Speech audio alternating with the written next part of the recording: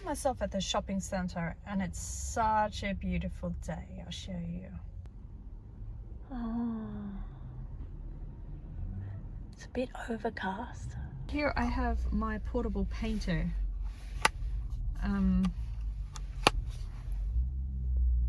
Portable painter. I got it the other way around, but I think this serves me better right now. Yeah, and I've got a little Chuck's towelette, though I do have tissues in the car and that's fine.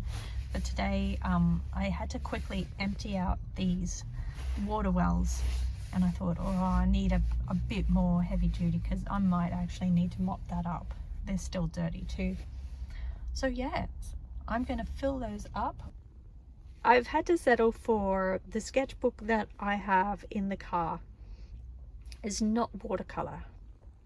Yeah, so here it is. It's just yeah,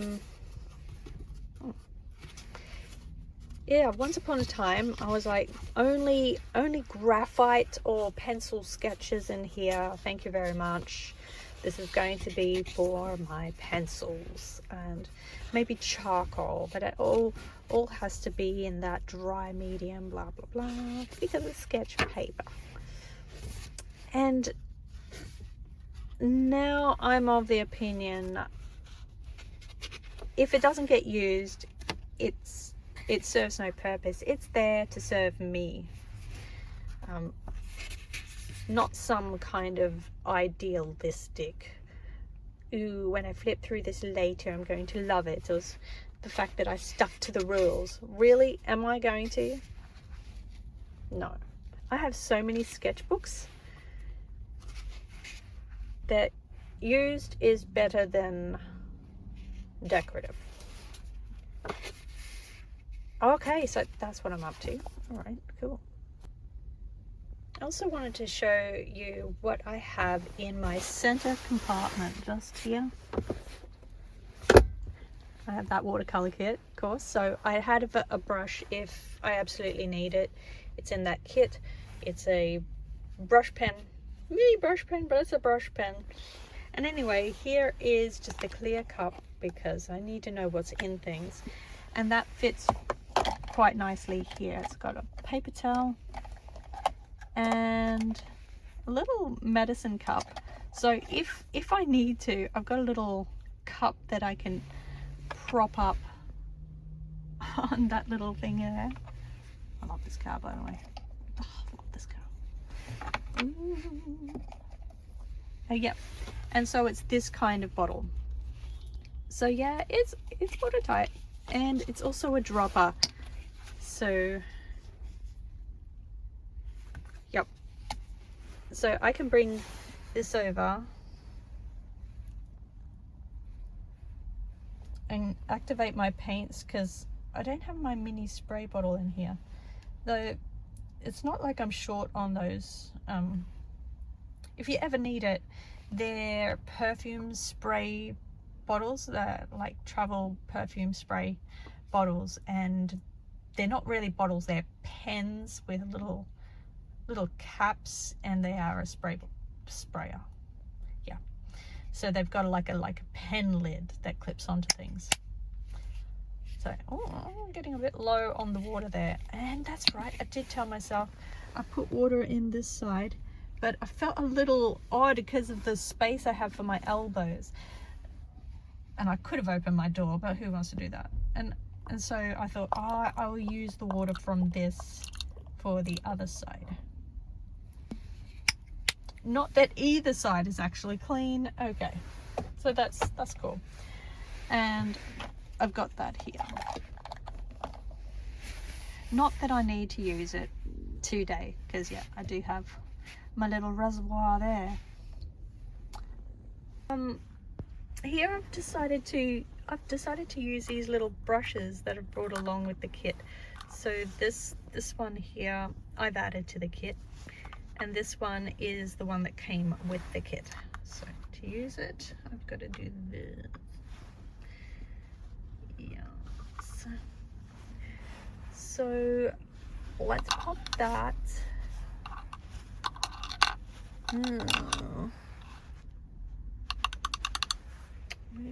that's gonna be tricky like that. Yeah, let's do that. And this one here, okay, let's start it. Let's activate that.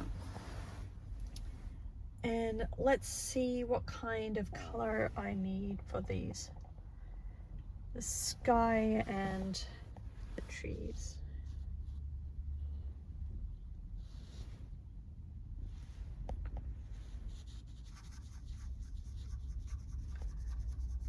This is just the first coat, so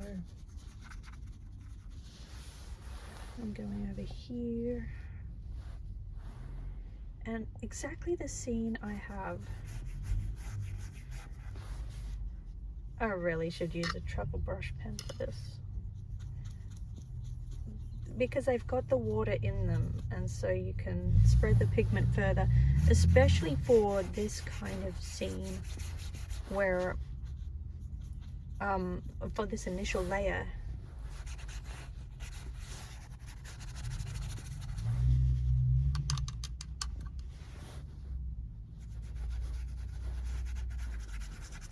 I'm using this first layer of gouache like watercolor. I've gone easy with it.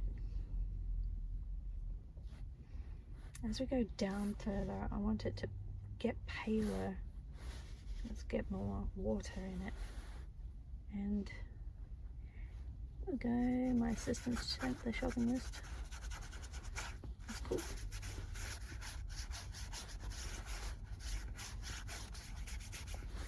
I need some more grey tones. Just this simple getting the groundwork down for a picture is quite satisfying. It really is about the sky today. I'm going to use more purples, purple greys. Purple grey, purple grey. I'm going to show you over here. I was using that one before. Come up here and more this kind of thing.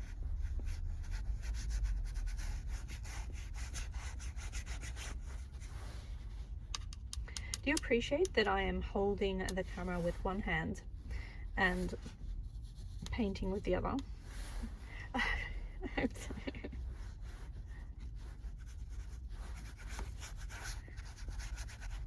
Yeah, I'm trying to get the depth of these clouds in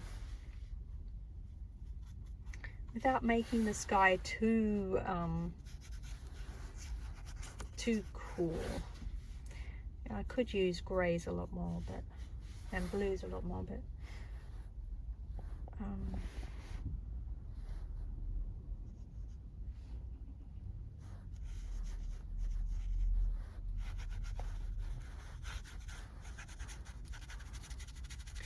funny with clouds, I often forget where I am in my concept of the clouds, where the bottom of one cloud is, where the top of another cloud is. I've tried to get very academic and learned about that and practice, but in the end I've just got to wing it. No matter how much deliberateness I put into it, there is a feel that takes hold, and you can overwork the cloud concept. And even with gouache, where you're meant to layer, clouds can be overdone, overproduced, if you will. I could add white, but adding white very early in the game limits my options later. It's best to do the darker values at this stage and use the whites for highlights. Okay, so yeah, I've got the little, I need something for the background here. I need I think we're going in for a bit of green. I need to grey this green. I'll go over here so you can see grey. This little brush that I got from, I think it was Artistic Isle. They sent it with some watercolor paints that I ordered from them. Yeah, see, that's the ticket. So we're going over here, and in the distance, over that away, we've got a lot of eucalypts and stuff, making their presence known. We've got the store over here. I don't want to focus on that so much. And it's all right if I put in, just adding a bit more water to the pigment itself. Yeah, I don't know what I was saying. I've got a lot going on here. Yeah, I might even put in that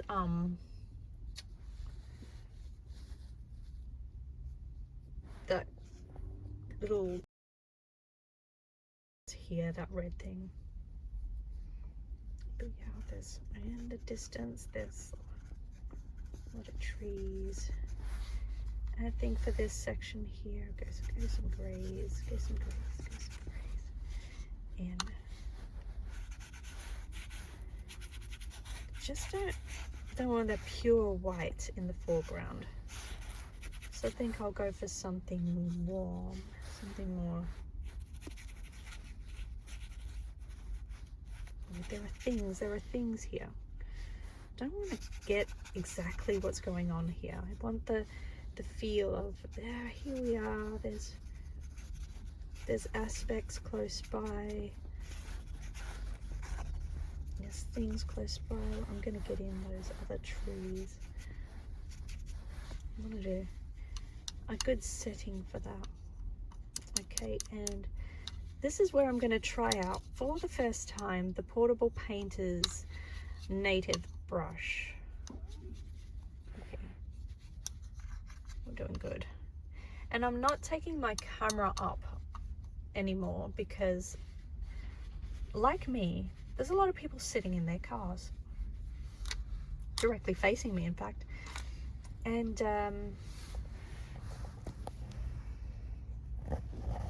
you know, I would find it a bit odd if somebody brought up their phone as if they were filming me in the opposite car.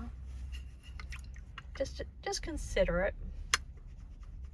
I showed you what the scene was before though. And so here we have some yellow speckling on this tree, so I'm going to bring that in now. Leaves.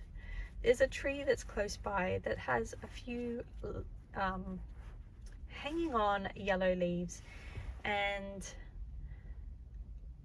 this one here has more of a brown situation, but whatever. Oops. I will get better at this. I just got to do it, you know. I've just got to do it, and who knows if I'll post this. I'm going into my grey, so moving over. I'm going into my grey and into my brown here. I've got no time to test this stuff, and you know. I'm gonna, I'm actually looking through.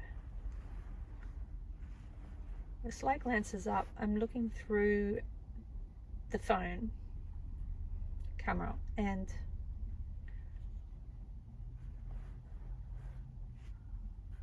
all right, you know, I did say in a previous video or a different video that I don't know if I posted it, that this brush was a little too soft for gouache. Now there is a smaller version back here. There's another brush inside this brush. It's a size 2 round brush, and this is about a size 4 round brush. Yeah. It's probably better to go these sorts of strokes, you know. And it looks a bit not tree-like, or the emphasis or the values being a little bit thick in places, I'm going to be okay with that.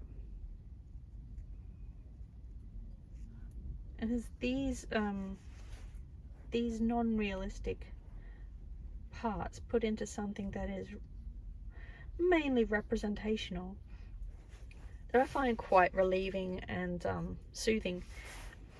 When I look later, I'm adding in some grey to the brown. Didn't tone it down though.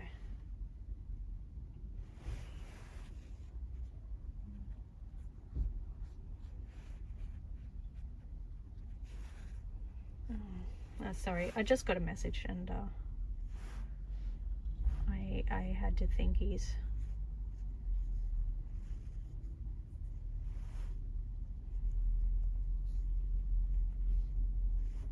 one of those life messages. Son is still at home.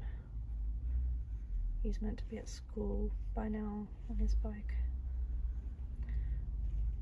Yeah, not uniform. I don't want this to be, but this tree actually is quite uniform. It's got this lovely little, you know, shape about it, and we've got a few stragglers here, and there is this branch that comes across.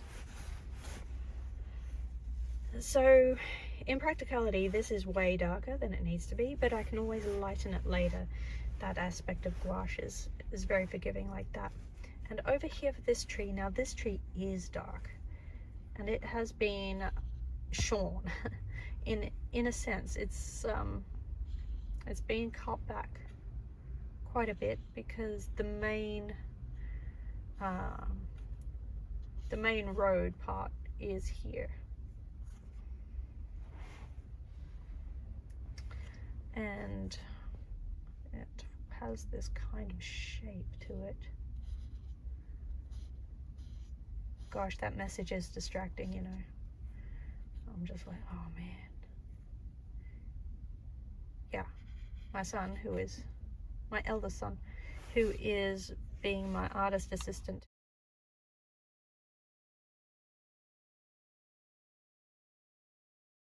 is saying, is middle child meant to be home still? And that's it. That's the message. But obviously middle son has found it, once we left the house, left him to it, has found it very difficult to remain focused on the time, and has sort of just given up on keeping time and gone, well, I'm going to be late. I might as well be late properly, you know.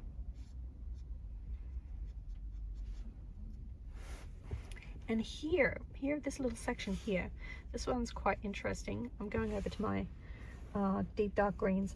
I like to mix my colors here. I've noticed a lot of gouache painters go religiously, this is this color, this is where I'm going to find this color and only this color. I have mixed two different greens, but not mixed, but just put in this green and that green in the same spot. And because this is a dry gouache palette, you know, they've stayed in their areas, just like there's a lighter brown, this darker brown, and a black is right in this corner. I know that. And over here I've got this neon pink and this magenta in here together. Alizarin crimson is here, and we've got the scarlet mixed in with orange over here. And so I'm pretty sure I've got two blues here, an ultramarine, and underneath might be a phthalo blue over here, two purples, and this is all one color, and might be two different yellows there, more of a whitish yellow and a lemon yellow just here. So yeah, I do things a bit differently, and it seems to be working for me actually. Oh god, what color do I have on my brush? the green. Okay. So I'm putting that right where my other grey green was. But oh yeah, see that kind of grey aqua green is there, but I want a bit more of this sort of green. But I don't want it to lighten up too much, but that I would add yellow. Not too much. Yeah, I think that's the appropriate yellow. So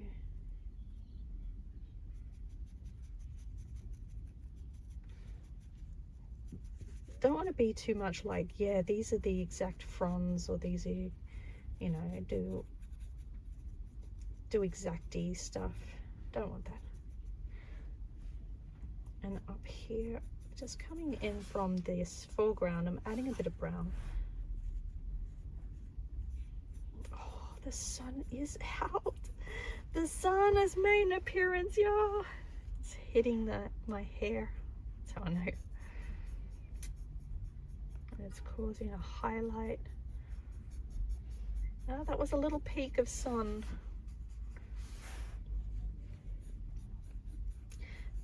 Those of you who don't know, I am in Melbourne, Australia, basically.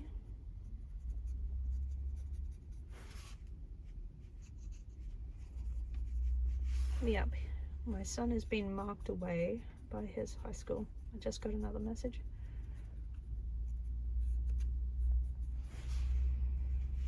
And yet, if I don't take this time for myself right now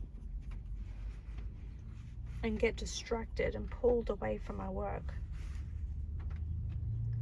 unnecessarily, because really, what's going to change? Just tell other people that I know what's going on. I know what's going on. Oh my God, it's raining. Yay. Okay, I might have to get in there though. I have to get into the shops. But here and here and here, there's just cars, and little rooftops. Honestly, the person across from me, I swear, is doing the kind of thing I'm doing.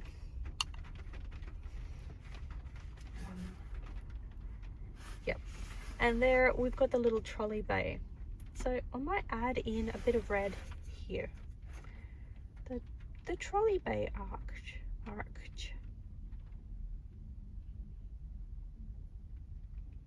Oh, sun's out again. Yeah, did I mention I'm in Melbourne, Australia? 4 seasons in one day is not a joke.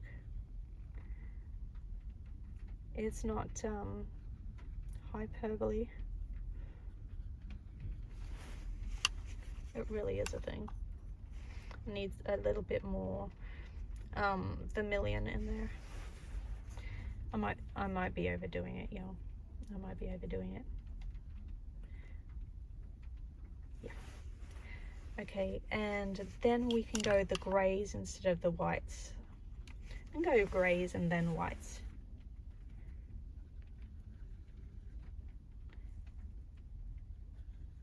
These muted edges are good because I don't want it to be the feature, even though it being the color that it is will most likely be the feature.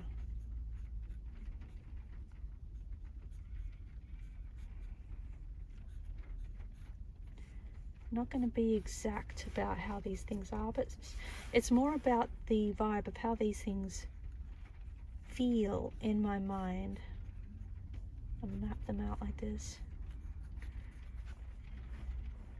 Okay.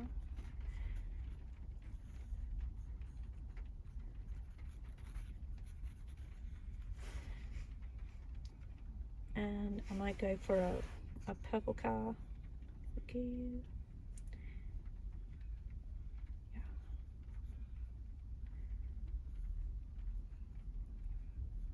And this one should be well, it's white. There's like 3 white cars in front of me. What would be more interesting? A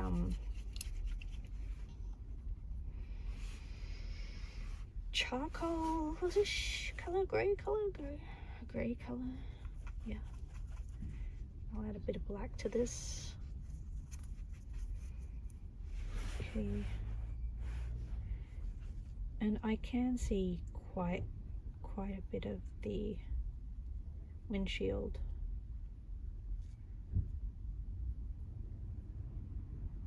Gosh, I've never done this before. I've never painted through the screen of a phone like this before.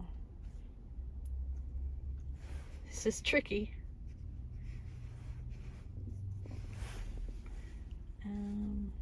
Okay, this perspective wise, we're seeing a lot more of the car. And here we have their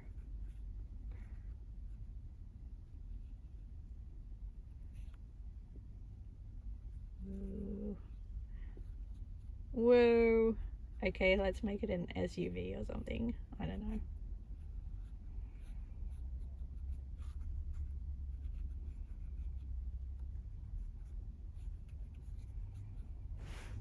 And this one here could be a bit higher, but let's not deliberate. We get the idea. Okay, this one's more like got brown leaves, and this one's got these little yellow highlights that are sparkling right now in the sun, which is really lovely. How do we put that in?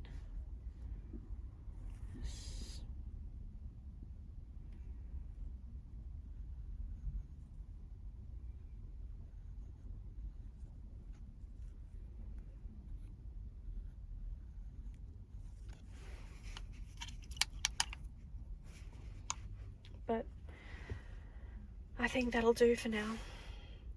Yeah, and I can go over this later and